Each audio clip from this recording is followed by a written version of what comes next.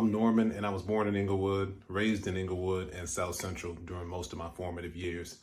I'm a public speaker and author, an educator, pastor, and creator of the Urban Mentor. And as somebody who grew up under duress as a male of color, you experience lots of things that are not seen with the naked eye, that can't really be reflected in statistical analysis.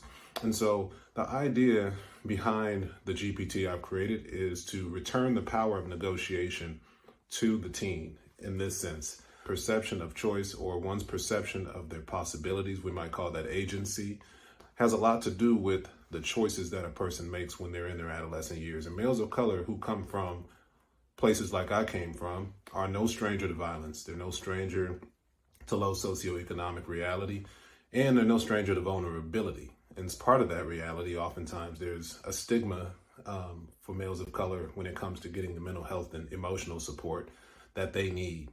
And I believe that GPT, because it's caught such lightning popularity, obviously, and I know it's not always used for good, but it can be.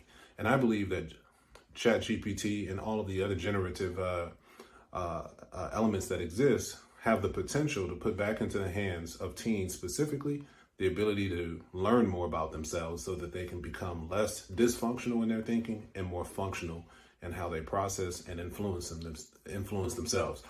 I call that self-leadership, and I'm not an inventor of that term. It's a whole school of leadership that's about 40 years old in its research. I'm a big fan of it. And I'm looking at how do we help males of color reverse thinking and move into a more perpetuity of progress, seeing themselves as having potential that they didn't view themselves as having.